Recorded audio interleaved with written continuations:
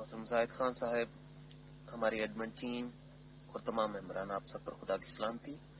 हम आज के सवाल जवाब की नशिस्त में हमारे प्रोग्राम सच्चे लम्हात खुदा के साथ में मोहतरम जनाब जाहिद खान साहब का इस्तकबाल करते हैं, उन्हें खैर मकदम कहते हैं। जी अतर साहिब और सूरज खान, दीगर टीम, खुदा का सलाम हो। तो मैं यहाँ पे पहुँच गया हूँ, तो जब चाहे आप शुरू करें। बहुत शुक्रिया मोहतरम जाहिद खान साहब। हमारे इंडिया से एक हमारे मेंबर हैं, उन्होंने ये दरख्वास्त की थी कि क्या ये मुमकिन है कि मोहतरम जाहिद खान साहब मार्फत इलाही की तालीमात में जो 6 चाबियों का तज़किरा फरमाते हैं, उन 6 चाबियों पर 3-4 मिनट का एक ऑडियो वजाहतन प्लीज बयान फरमा दें, और फिर हम एडमिन टीम जो हमारी है उसका एक वीडियो बना देंगे। तो अगर पॉसिबल है तो आप ये रूहानियत की 6 चाबियों की वजाहत भी फरमा दीजिए कि ये क्यों जरूरी हैं, खुदा ताला की इन चाबियों के पीछे क्या मसलहत और क्या इसके फायदे हैं, और उसके बाद फिर आप एक एक चाबी पे वजाहत फरमा दीजिएगा मुख्तलिफ मैसेजेस में। बहुत शुक्रिया। खुदा का सलाम हो आप सब पर। कल या परसों में एक वीडियो फिल्म बनाऊंगा इन 6 चाबियों पर, और तफसील से हर चाबी पे गुफ्तगू होगी कि इसका रूह के साथ और दिल के साथ क्या ताल्लुक है। तो चाबियां तो ये जो हैं, ये जब रूह तख्लीक की उसी वक्त से खुदा ने ये नेमतें अता की थी, लेकिन अब खुदा ने वजाहत से बताया है कि जिस्म, दिमाग, शऊर, ज़मीर, दिल और रूह के मुकामात क्या हैं। तो खुदा ने चाहा तो कल या वेडनेसडे को, बुध को, इसके मतलब एक ऑडियो फिल्म बन जाएगी, तो वीडियो फिल्म। तो फिर मैं इनको दे दूंगा ताकि सबके लिए फायदेमंद हो। खुदा का सलाम हो सूरज खान आप पर भी, और दिली तौर पे दुआएं मेरी जारी हैं आप और आपके अहले खाना के लिए। तो खुदा आपको जरूर ऐसा मौका देगा कि आप खुदा की अरमान और उसके दिल के लिए बहुत काम कर सकेंगे। सिर्फ वक्त की बात है। बहुत शुक्रिया मोहतरम जाहिद खान साहब। हमारे एक मेंबर का सवाल है कि जब परवरदिगार ने इंसानी अरवाह तैयार फरमाई, यानी पैदा फरमाई, तो उनको ये ज़ाहरी जिंदगी अता फरमाने में इतनी देर किस तरह से लगी, और इतनी देर बाद क्यों ये जिस्म में दाखिल किया गया, इसकी वजाहत फरमाइएगा, इस प्रोसीजर की और इसकी अहमियत बताइएगा। बहुत शुक्रिया। खुदा के मुतल्लिक ये तस्वर है कि वो हर चीज पे कादिर है, ऐसा नहीं है। और यही मतलब मुसलमान लेते हैं, कुन का और फयकुन, वो हो गया। नहीं, ऐसा नहीं है। वो कुरान के मुताले से आपको पता लगेगा कि कई अदवार में कायनात तख्लीक हुई।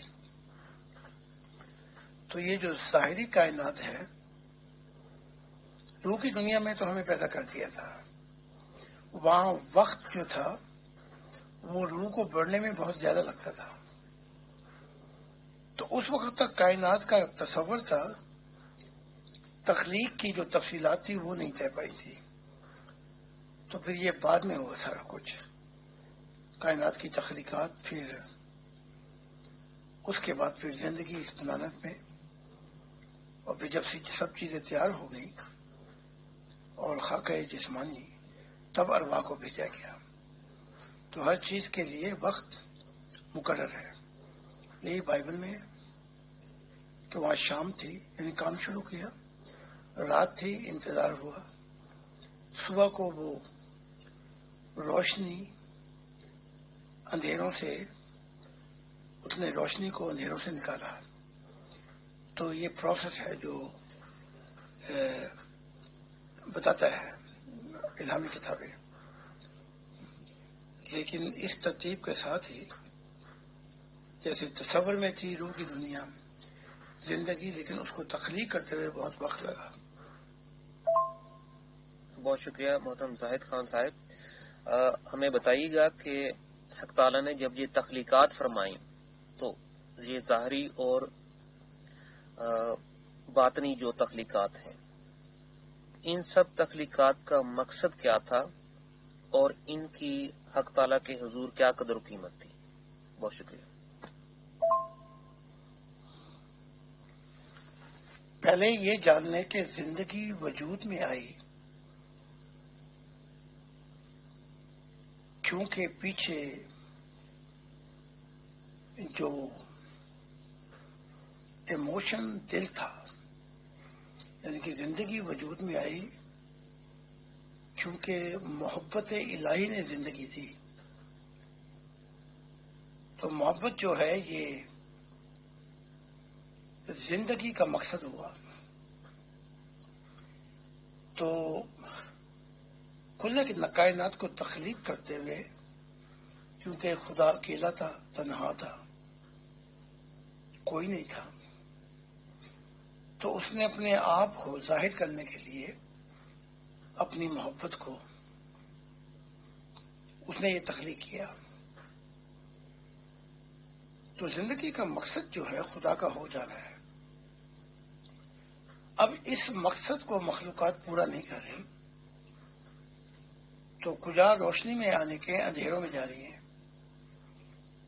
لیکن جب خدا نے زندگی کو وجود میں لے کے آیا تو اندھیروں سے زندگی کو روشنی میں لے کے آیا. تو اگر انسان زندگی کے اس مقصد کو نہیں پاتا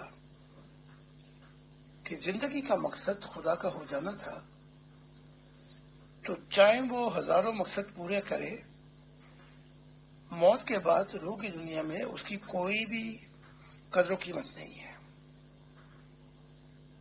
تو یہ تھا کانسیپٹ. تصور اور وجود میں جو تھا وہ محبت لے کے آئی سب کچھ. جی بہت شکریہ محترم زاہد خان صاحب. ہمارے ایک ممبر کا سوال ہے، جس طرح اس ظاہری دنیا میں زندگی وقت کی قید میں ہے، کیا عالم ارواح میں بھی زندگی وقت کی قید میں ہی ہے یا وہاں کی وقت کی گریوٹی کچھ اور ہے؟ اس موضوع پہ وضاحت فرمائے گا. بہت شکریہ. عالم ارواح کی زندگی وقت کی قید میں تو نہیں ہے، لیکن جہاں بھی آپ ہوں گے جب آپ کی صرف روح رہ جائے گی تو وہاں ترقی کرنے کے لیے کروڑوں کروڑوں خربوں سال لگ جائیں گے. یعنی کہ روح جسم کے ساتھ، جیسے میں نے کہا ہے کہ 80 سال کی عمر میں اتنی ترقی کر سکتی ہے جیسے کہ روح کی دنیا میں 30 کروڑ سال چاہیے. لیکن اب ہم جسم کی قدر و قیمت نہیں جانتے کہ یہ جسم جو ہے روح کی ترقی کی چابی ہے. تو وہاں وقت کی قید تو نہیں ہے، لیکن اگر آپ پھنس گئے کہیں دوستوں میں، اندھیروں میں، مصیبتوں میں، تو آپ دیکھ لیں وہاں کی تکلیفیں نہ کروڑوں کروڑوں سال یہ اپنا وہاں سے نکلنے کے لیے چاہیے. اس لیے جو کچھ کرنا ہے آپ نے اپنی روح کے لیے کہ آپ کا جسم بھی سجدے میں خدا کے لیے ہو جائے اور آپ کی دماغ کی سوچیں خدا سے ملے، ضمیر سچ کی دنیا کو موت پہ سے پھلانگتا ہوا آخرت میں دیکھ لے اور اسے خوراک ملے. خدا تعالیٰ کی محبت الہی کی، اور دل میں بھی خدا کی ذات جو ہے پہلی اور آخری محبت بن کے بس جائے، اور روح جو ہے وہ ہمیشہ کے لیے خدا کی ہو جائے، اس میں نور آ جائے. تو یہ کام اس دنیا کے اندر بہت تیزی سے کیا جا سکتا ہے، لیکن روح کی دنیا کے اندر پھر بڑی مصیبتیں ہیں اور کروڑوں کروڑوں سال لگ جاتے ہیں. جی بہت بہت شکریہ محترم زاہد خان صاحب. ہمارے اس اردو نشست کا سوال جواب کی نشست کا آخری سوال ہے. ایک ممبر نے کل یہ سوال سامنے رکھا ہے.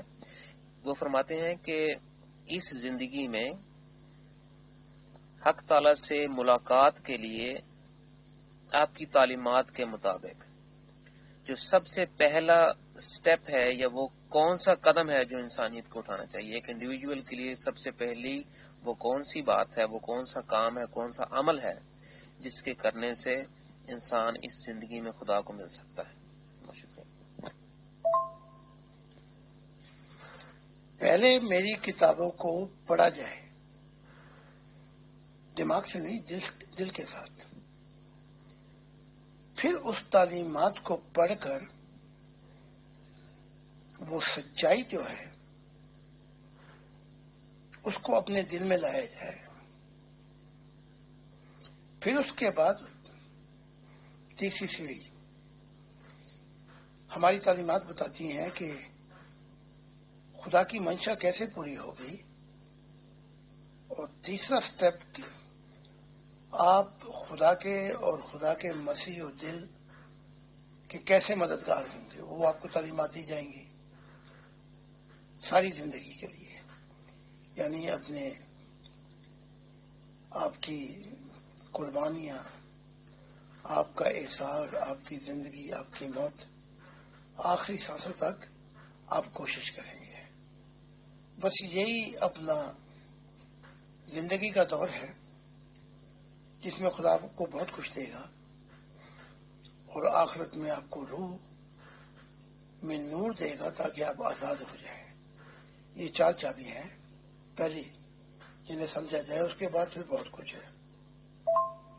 بہت شکریہ محترم زاہد خان صاحب، آپ کی تشریف آوری کا، آپ کی روحانی رہنمائی اور قیمتی وقت کا، ہماری ایڈمن ٹیم، ہمارے پیغمبر سورج خان صاحب کا اور تمام ممبران کا. یہاں سے ہم آپ کو لیے چلتے ہیں اپنے سوال و جواب کی اگلی نشست انگلش ٹرانسمیشن کے لیے. ہمارے چیٹ کو called one God family Q&A. خدا حافظ آپ سب کا. بتا دیں کہ کہاں پر جانا ہے.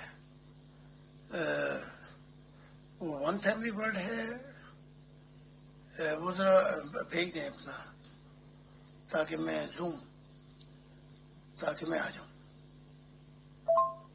جی بہت شکریہ محترم زاہد خان صاحب. یہاں سے آپ پلیز ہمارے one God family for Q&A اس چیٹ گروپ میں تشریف لائیں. میں نے لنک یہاں پر کر دیا. شکریہ.